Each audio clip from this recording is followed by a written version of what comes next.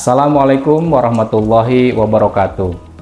Bersama saya Asep Saiful Rohman dari Program Studi Perpustakaan dan Sains Informasi Vkom Unpad. Kali ini kita akan membahas tentang organisasi informasi. Organisasi informasi merupakan salah satu aktivitas yang penting dan mendasar yang dilakukan di banyak lembaga informasi termasuk di perpustakaan. Organisasi informasi ini di Program Studi Perpustakaan dan Sains Informasi merupakan mata kuliah yang wajib dikuasai oleh para mahasiswa. Di dalam melakukan organisasi informasi, tahap yang paling penting yang pertama adalah dengan melakukan analisis subjek. Subjek ini merupakan salah satu bahasan materi yang penting dilakukan atau dipelajari oleh para mahasiswa adalah analisis subjek. Dalam analisis subjek, paling tidak mahasiswa harus mengetahui apa itu definisi analisis subjek, kemudian konsep-konsep subjek, dan cara menentukan subjek. Subjek adalah pokok pembicaraan atau pokok bahasan. Secara tata bahasa, subjek merupakan klausa yang menandai apa yang dikatakan oleh pembicara atau sebagai pokok kalimat. Nah, kemudian apa yang disebut dengan analisis subjek? Analisis subjek adalah proses meneliti, mengkaji, dan menyimpulkan isi yang dibahas di dalam suatu bahan pustaka. Oleh karena itu, analisis subjek merupakan salah satu hal yang penting untuk dilakukan di dalam proses organisasi informasi ini. Kemudian, analisis subjek merupakan konsekuensi logis dari kegiatan klasifikasi bahan pustaka berdasarkan subjek yang dibahas di dalamnya. Nah, kita harus mengetahui persis tentang sifat-sifat subjek dari suatu bahan pustaka tersebut. Nah, kemudian berikutnya kita akan membahas tentang apa itu konsep subjek dan bagaimana cara menentukan subjek. Konsep subjek merupakan satu kesatuan struktur atau susunan penguraian subjek di dalam suatu bahan pustaka. Subjek yang dibahas di dalam bahan pustaka paling tidak memiliki 3 unsur yang membentuk satu kesatuan konsep subjek. Kita harus mengetahui apa yang dimaksud dengan topik yang dibahas atau tema yang dibahas di dalam isi suatu bahan pustaka. Kemudian kita juga harus memahami disiplin ilmu apa yang melatar belakangi topik suatu bahan pustaka tersebut. Kemudian yang ketiga, kita harus mengetahui bentuk penyajian dari bahan pustaka. Berikutnya, apa saja yang dimaksud dengan bentuk penyajian? Bentuk penyajian ini merupakan wujud dari pengaturan organisasi atau media dan sistematika penyajian subjek pada bahan pustaka.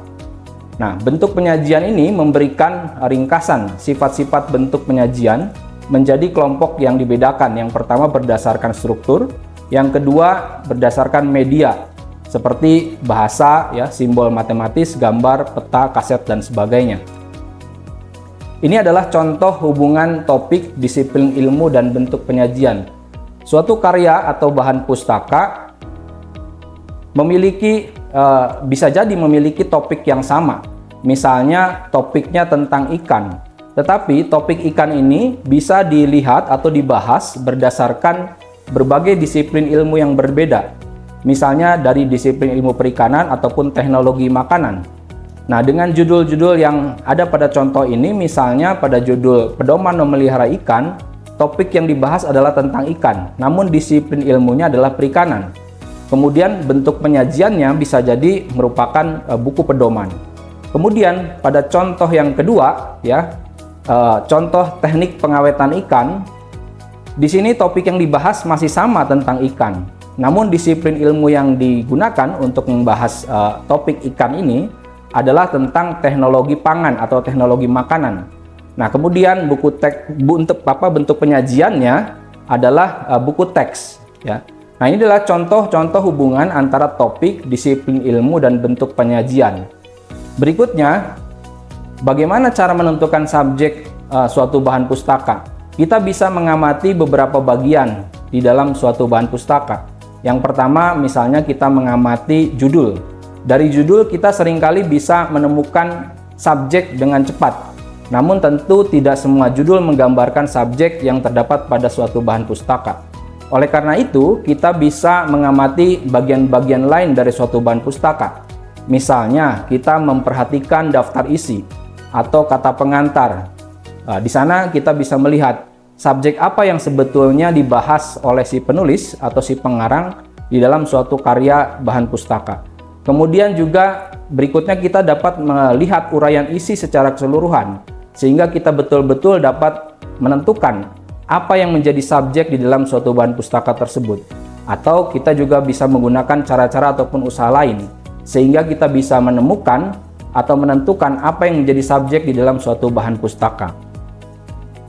Kemudian kita juga dapat menggunakan berbagai alat bantu, ya, di mana alat bantu ini akan membantu kita ya di dalam memperoleh subjek-subjek yang menggunakan kata baku, ya, atau menggunakan kata-kata yang sudah atau kosakata yang sudah ditentukan begitu. Nah, alat bantu yang pertama adalah kita bisa menggunakan subject heading Library of Congress. Kemudian yang kedua adalah tajuk kendali Perpustakaan Nasional Republik Indonesia. Nah, dua alat bantu ini akan membantu kita di dalam menentukan subjek-subjek dengan menggunakan kata-kata yang terkendali atau istilah-istilah yang baku seperti itu. Karena bisa jadi dalam menentukan subjek ini kita seringkali ya menggunakan kata-kata atau istilah yang bersifat alamiah atau yang memang terdapat di dalam suatu karya tersebut.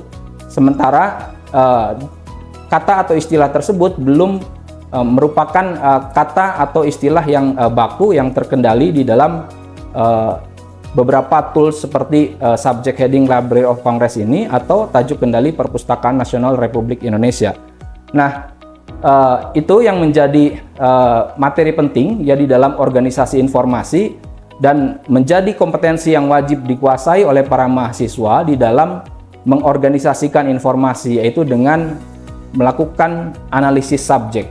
Dengan melakukan analisis subjek yang benar, maka berikutnya kita akan dapat melakukan proses-proses organisasi informasi seperti melakukan proses klasifikasi termasuk juga katalogisasi bahan pustaka. Demikian yang perlu disampaikan untuk mengawali mata kuliah organisasi informasi ini. Selamat belajar, sampai bertemu kembali.